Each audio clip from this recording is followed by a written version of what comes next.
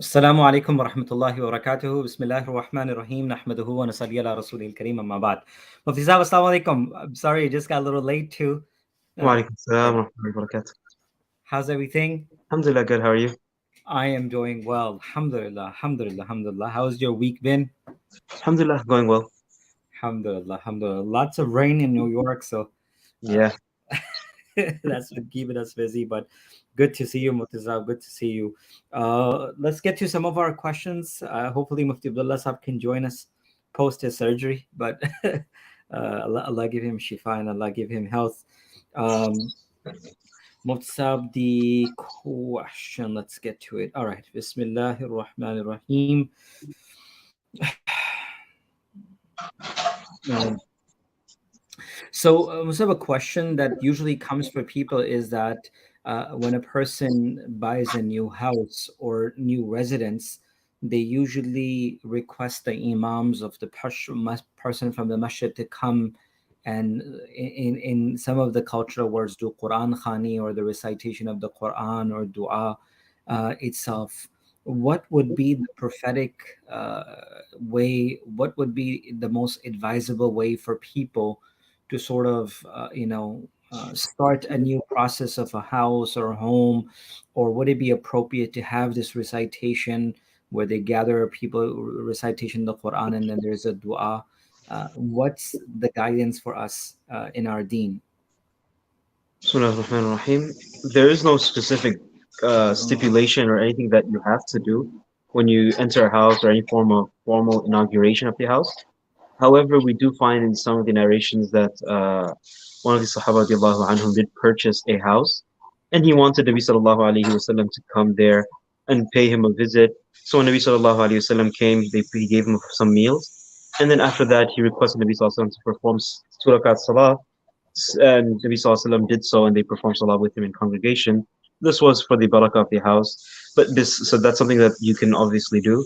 Invite the imam or someone righteous to come and perform rakat salah there. Start the house or start living in the house with ibadah.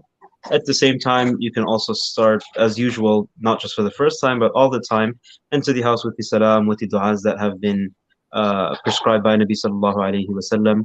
If you want to recite Surah Yasin or anything else, you're more than welcome to do that as well.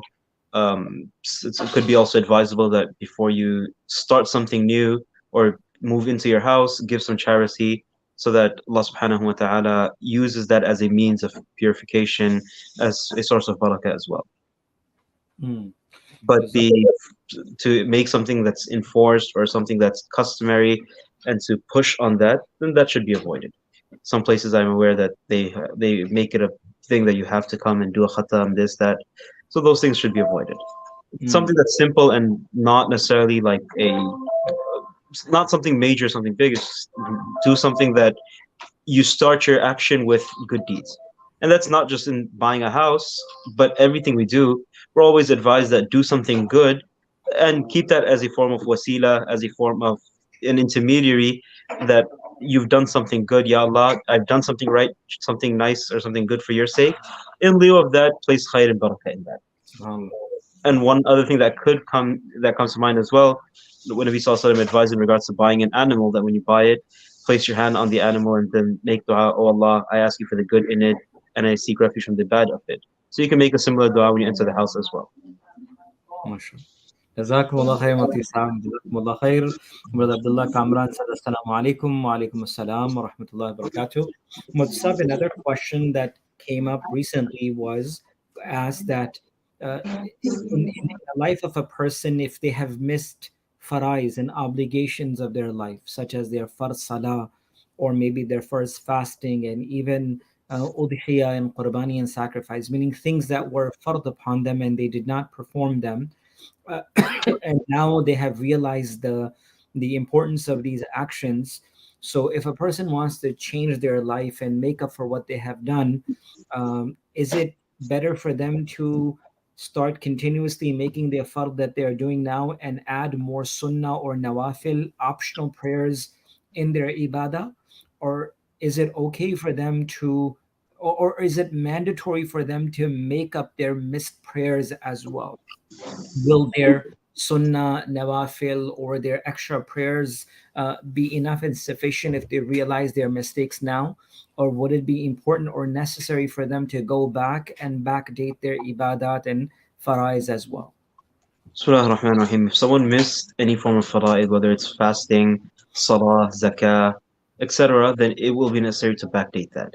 So if you missed, there was a time where you didn't perform salah, but now Allah subhanahu wa ta'ala has guided you, then those missed salahs have to be performed.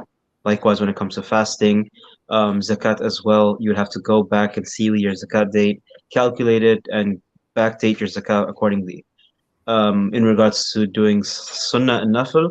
Sunnah is of two types, as we're aware. Sunnah emphasize, sunnah and non-emphasize. Mu'akkada and ghayr mu'akkada. The mu'akkadas you'll still have to perform. The ghayr mu'akkadas you don't have to.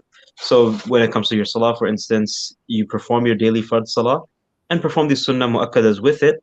And along with each salah, try to perform a few more qada or the past salahs that you have outstanding. And the best is to have an outline schedule that you want to that you want to hold up to make it easy for you and facilitate performing the previous salahs. But the sunnah mu'akkadas will have to be performed. The nawafil that you can leave out. Mhm. So they would have to. And does that also mean fasting? Does that also mean your zakat and other actions? Yes. So the fasting, zakat as well, you'll have to backdate it. Assalamu So alaikum once warahmatullahi sahab. Assalamu wa rahmatullah. How are you? Good, good. Alhamdulillah. It's all right. MashaAllah. May Allah give you shifa kamila ajala daima mustamirra health. Ameen. Ameen. recovery. How's it been? Almost a week, almost now, a few days.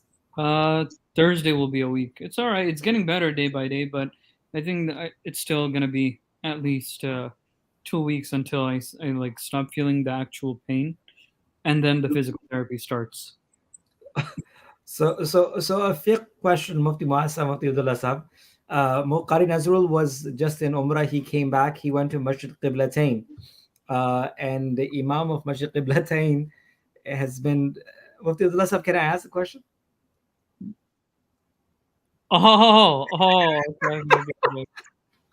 So the Imam when Qari Nazrul went to Masjid Qiblatain, he took a picture where the Imam leading the Salah, because of their old age, what they have done now is that they have placed a chair for him to lead the Salah.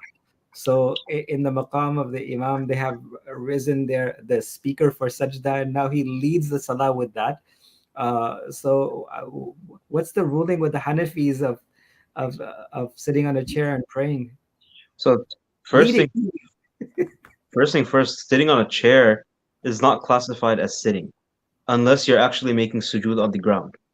Mm. If you're not, if you're sitting, if you're making sujood from the air, meaning you're simply bowing down, that is classified as performing salah with gestures. That is not classified as sitting, and that's not permissible if you're able to sit. So if you're not able to stand, then the obligation is you sit down, and sit down refers to sitting on the ground, and thereby also making sujood on the ground. Only if you're not, if you're unable to do that, then you would be permitted to sit on the chair or something else. So a lot of times we see people in the masjid, mashallah, they played basketball. Now they're tired, just grab a chair and sit on the chair and perform salah. That salah is invalid. That salah is invalid. Right before salah, right after salah, the dudes are running around, playing around in the masjid, or the uncles are chit-chatting, talking outside for 2 hours standing. But salah time comes, grab a chair, just sit on that. Your salah is invalid. But the issue that you're referring to, performing salah behind an imam who's sitting, the Hanafi legal school advises that if the imam must be standing. If the imam is sitting and the muqtadi behind him are sitting, then that won't be fine. If the imam is sitting, then the people behind him will be standing as normal. So Wait, what? this is in the case where we're talking about where the imam is actually sitting down, like not performing salah with gestures, actually sitting down. If the imam is sitting, then according to the Hanafis, the imam, the muqtadi, or the people behind him, won't follow the imam, meaning in his positions, but rather they will perform salah regularly behind him. So the imam will be sitting down and reading Fatiha, but the people behind him will be standing. So This is according to the Hanafi legal school. so a Other person schools, such sitting as the sorry. So an imam sitting on the ground in tashahhud position, can lead people that are standing behind him, according Correct. to the Hanafi school. Correct. But the But people not, behind him will remain standing. but not on a chair, basically. Correct. But some of the other legal schools, such as the Hanbali legal school, do suggest that when the imam is sitting, then everyone else also sits following him. So the Oh, imam will be leading salah while sitting down. The people behind him will follow him in that. Ajib ittiba, huh? Ajib ittiba. There's a hadith actually. Subhanallah. Ajib ittiba, huh? Subhanallah. There's actually a hadith on that that Nabi Sallallahu says, إذا صلى الإمام جلوسا فصلوا جلوسا أجمعين. Oh, so that's their dalil. The Hanafis obviously and the others have their own dalil to support their claim. Ajib. Ajib. Mufti Sahib, don't take no risks, Mufti Abdullah. Don't take no risks. Just take rest, not risks. I know, yo. Yeah. You with the acronyms. आप हजरात की बरकत है, क्या करें. Brother Muhammad Sheikh says, Assalamu alaikum wa rahmatullah wa alaikum assalam wa rahmatullah. Moyizi says, Assalam Mufti, if the Imam is praying Isha and gets up for a fifth rakat, but sits down again, does the sajda sahaf suffice? If the Imam stood up and then sat down, and then he made sajda sahwi, that's sufficient. If the Imam did not stand, but he was about to stand and someone reminded him, then there is no need for sajda sahwi either at that point. But if he made the sajda sahwi, the salah will still be valid.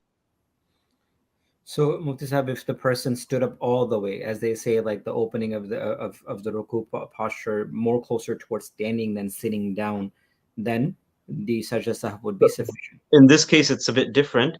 Unlike the second or the third rak'ah, here, even if he stood up completely, he'll have to go back and sit down, unless he goes for sujood. If he goes there, then that's too late. But before that, he will go straight down and he'll go straight as soon as he's reminded, and then sajda sahwi would be sufficient. And if he barely had gotten up and did not go all the way, then sajda sahwi would not even be correct.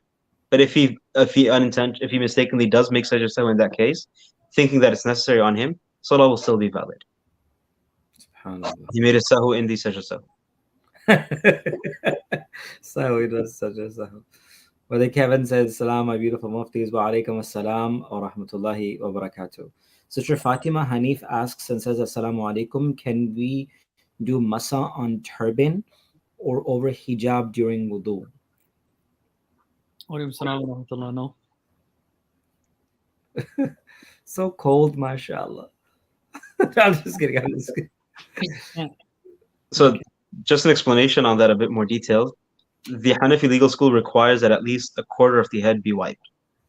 So, if you can wipe a quarter of the head from under the turban or from the sides, or the hijab, your wudu will be valid.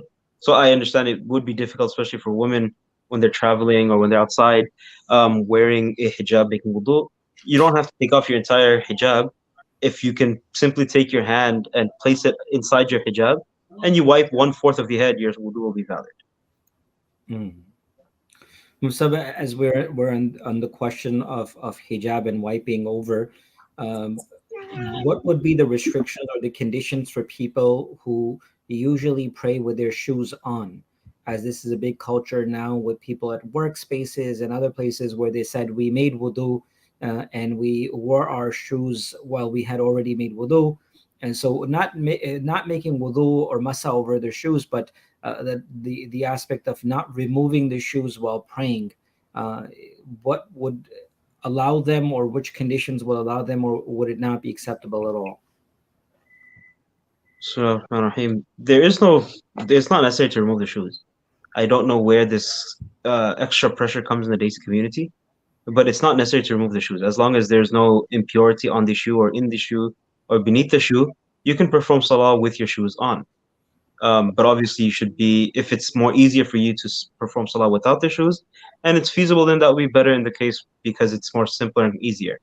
But if you're praying in a place where it's like a masjid or the venue doesn't permit shoes, then don't make it a big deal to pray with your shoes. But again, if you're like in the streets or if you're outside, don't make it such a big thing that you have to remove your shoe. You can perform salah with your shoes. And in regards to your shoes being impure, the default is purity. So if you don't see physical impurity on or under your shoe will be regarded to be pure. Mm. So I do recall many times in Janaza Salah, for instance, you go to the Maqbara or anywhere, and everyone starts taking off their shoes and stepping on their shoes. Now these bicharas are wearing Bata sandals or something that doesn't get messed up. But then the guy that's wearing Jordans or any of these other fancy shoes, you step on that once, it's not going to be the same. But now they're going to make it a big deal that you have to take it off. So all that is unnecessary. You can perform salah with your shoes on. You Just talking make sure there's no physical impurity on that. Brother Kevin says, I can pray in my Yeezys. Dope. Only if you send 3 pairs. Inshallah, I'll give you the addresses and the sizes as well, brother. Oh, man. So, Brother Kevin asks if a new muzi, what's muzi? is he saying Someone wearing Yeezys? Huh? Someone wearing Yeezys? No, Yes, someone who wears Yeezys or a Muslim who wears Yeezys is muzis. I think a What are Muzi you is a trying to Muslim. say? Is reading Salah and doesn't know the ayatul part. I think a tahiyat part. At-tahiyat. Is the namaz accepted? So if a new Muslim's, I think the question is if a new Muslim is reading salah and he doesn't know tahiyat, then is the salah valid? So according to the Hanafi legal school, as long as he sits for the duration of tashahhud, his salah will be valid even if he doesn't recite the tashahhud itself verbally. In the meantime, so he will do that. He can try to recite whatever he knows, but in the meantime, he should try his best to learn it as soon as possible. Subhanallah. Abdullah Sheikh says, Sheikh, this is a beautifully tied Abdullah turban. Kamran. That's my nephew. Could you teach us how to tie this? You gotta come and spend some time with Mufti Sahib in his khidmat, and then you can learn how to do it. He's not gonna do an online tutorial. Mufti Sahib, you do like hijab tutorials and like turban tutorials. Inshallah, we can do it one day. No, not for a public thing, but for Brother Kamran, Brother Abdullah, inshallah. Abdullah, we got you, inshallah. Next time you're here, we're gonna have a personal session how to tie the what is the Islamic remedy for a Muslim who has difficulty managing their anger? Allahu Akbar. I think you can advise on that. Mufti Abdullah Sahib, you're a calm person, man. Am I? Inshallah. What is the Islamic remedy for a person who has difficulty managing their anger? I mean, there's many things that you can do.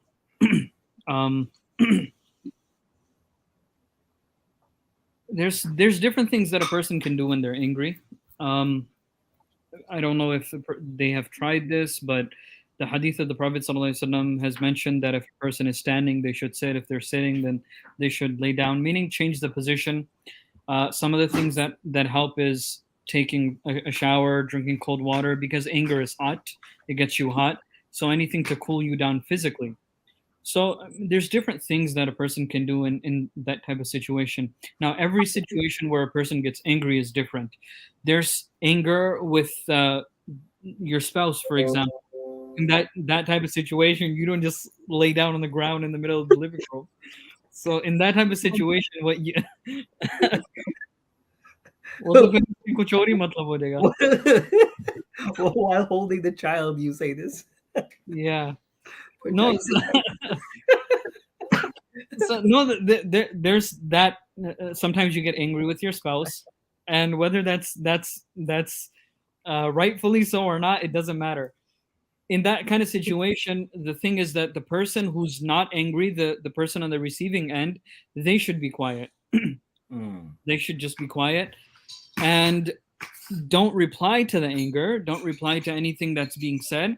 And afterwards, they should reply. If the person that's angry cannot control it. That's another thing to keep in mind, because sometimes when you're angry and you're taking your anger out on someone, they're going to get angry. Or if it's the other way around, someone's angry, they're taking their anger out on you, you're going to get angry too. And then it never helps out anyone. So in that kind of situation where someone else is angry and they're taking it out on you, or you're angry and you're taking it out on the other person, the advice to the other person in that situation would be to stay quiet and not reply to anything. If you're, I mean, then there's anger with your children. Anger with your children is different. I mean, these are all, I think these are like mental health things, not necessarily um, more of mental health things, but the Sharia, the Hadith of the Prophet ﷺ does give us advice where he says, uh, where he says to change the position, to leave that conversation, to move away from that area. These are all advices that the Sharia gives us. So Brother Kevin says they'll start a new argument. LOL. Why are you laying down for? Sister Fatima and Eve goes, not replying sometimes add fuels to the fire. So these are all important. And as Mufti Saab mentioned, that it all depends on situations and circumstances. And I think one thing largely to understand is to completely get rid of anger is not something that's possible, right? We just need to control the anger. If someone says, I don't want to ever be angry, that's not possible. That's not humane. That's not what's desired. Even when we hear the hadith, when we hear the ayats of the Quran, and we assess all of these particular situations, we realize to control and to manage anger. And I think one of the biggest aspects is to give some thought before saying something or before reacting. I think one of the biggest consequences of anger is that we abruptly make decisions in the time when we're not fully thinking. And that's the effect of anger, is that which allows our brains, our minds, and our hearts not to think properly and make decision. And now I was hearing someone say this is not a hadith, this is not a anything from the Islamic scriptures, but they said that Allah gave us 32 locks for our tongue because it's so precious. The 32 teeth are locks, one after the other, to protect us from saying things that we're not supposed to, right? And that's why Abu Bakr as-Siddiq radiallahu anhu, a giant of his own, would always mention about tongue being small, but the harm and the sin of it being extreme. So I think when it comes to anger, we need to absorb, relax, take in, and then make a decision. A lot of time as a father, I and I'm telling you something personal, that I would do something in reaction to what my children did. But if I step back a little bit and take 5 minutes off of that time, and I realize that, what, I could have handled it properly. I should have not been that angry. I should have not said that or done that what I did 5 minutes ago, because I thought about it and it could have been handled properly. So a lot of time, and as Mufti Saab mentioned, that when it comes to remedies between spouses and children and family members and others, it's not possible to completely get rid of it, but it's how you manage it at all different perspectives. And one of them is one small point of it, which I can humbly request, is with regards to managing and give some reaction time, right? It's not about replying right away. It's not about reacting right away. It's about just staying back, holding back, and making a decision by thinking about it, and then taking it from there. And be extremely, extremely careful from the words that you choose. The words that you say can change someone's life, either break it or make it, inshallah. Wallahu alam. Mufti Muasa, would you like to? Oh, Mufti Abdullah is going to say about break it and make it? No, that's good. MashaAllah. All right, good. So Brother Farhan Ahmad asks, Assalamu alaikum, is it permissible to view a body after Janaza, as this will be the last time they will see body? You're asking about after Salatul Janaza, right? So there is no restriction in that, but it shouldn't result in unnecessary delay. So if the family wants to see the face one last time before it's buried, sure, there's no problem in that.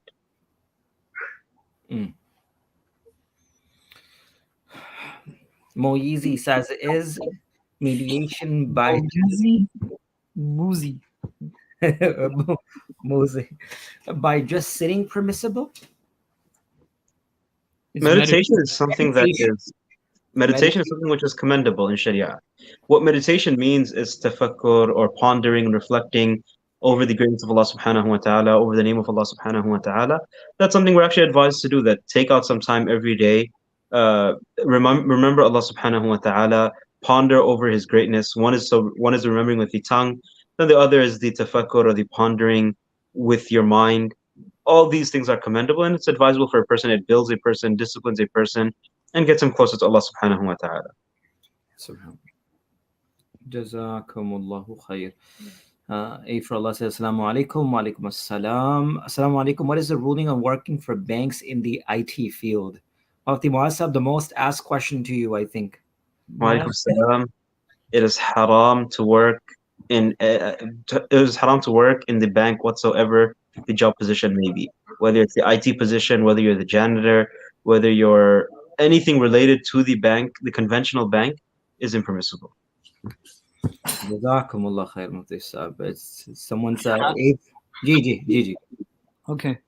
A follow-up question on that. How about if a bank has an Islamic section to it, such as there's Morgan So Stanley? that's what I said, the conventional bank. If it's a non-conventional bank, so an Islamic bank, that would be different. No. It's a conventional bank, but they have an Islamic side to it, such as Morgan and Stanley. So that would be a separate section. Yeah. So they do have things allotted for that. That's something completely separate. It's under the same name, but they do have a separate branch for that, or separate department. So it's not, you're not working for the bank that's haram or the haram avenue. This is the halal avenue now. And Morgan Stanley has its halal section? I believe so. That's what I think. One of the boys that I know over here, he works for Morgan Stanley or JP Morgan in the halal section, somewhat to do with halal, or maybe it's another company of JP Morgan. Is it like the halal cart? No, he does Like merge. the halal cart. What is halal cart? Meaning like the gyro cart, the halal carts, like everything is halal cart. No. That's No, don't say anything. Please don't say anything. Please don't say anything. Mufti Abdullah, please do not say anything. Let's take the next question right away. And the next question is, in the Shafi madhab, is it allowed to make madhab on cotton socks during wudu? And then I think the correction is masha. So the question is, why did you guys leave me like this? In the Shafi madhab, is it allowed to make masa on cotton socks during wudu? So we will wait for some Shafi to enter. Mufti Abdullah Sahab, are you gonna wait? Are you gonna give the Hanafi ruling on the cotton socks thingy? He asked for the Shafi ruling. Yeah, well, let's wait for the Shafi ruling. Is doing yoga shirk? There was a professor in my new college who came in and started doing yoga in the MSA. Whoa, MSA. Mubtisa, what's up with the yoga? From what I know, yoga is based in a completely different religion. It's derived from Hinduism, and I mean everything about it is derived from that. Nowadays, people don't practice it because of that. Because I'm doing some sort of interactions, but it's still based on that. Okay. What was that? Okay. So let's go to yoga. Mufti, with yoga, I know that there's traditional yoga with regards to some with meditation and some with the names of other deities and stuff like that. So the concept of yoga is derived from Buddhism and other similar faiths. And why would you want to do something that's their form of prayer, even if it's not considered to be like that today? Or even if some people don't do it with that intention, or they do it with the intention of exercise. There are many other forms of exercise that you can do that are very similar to yoga. Why would you want to call it yoga and do that? So the fuqaha, the jurists, to rule that it is haram to engage in yoga, even if it's simply for the purpose of exercise. Do something else that's similar, no problem. Got it. Jazakumullah khair. Shall we take the last question? Mufti Abdullah Sabi Khas, this is for you. What is the ruling on not listening to your sister and going to the bounce house? I was told to ask this question. Oh man, I was gonna get in trouble if I didn't ask that. Where I don't see it. I don't see it on the screen. It's on my screen. It needs to. Okay, it has to be on the screen. Okay, Well, I get it. Okay, we don't answer questions which are not on our screen, right? yeah, that's the thing. It That's has the to be on rule. the screen. That has to be on the screen. Oh man, Allah reward you and bless you. Mufti Saab, you guys bring smile and knowledge and ilm to all of us. May Allah protect you and protect your families and give you the best of the reward in this world and akhirah. And Jazakumullah khairan for your time, your wisdom, and being able to have access to ulama. Allah reward, Allah make it easy for all of us, inshallah. Barakallah feek. Inshallah, we'll see everyone next week. Keep us in your dua. Assalamu alaikum wa rahmatullahi wa barakatuh. Salam.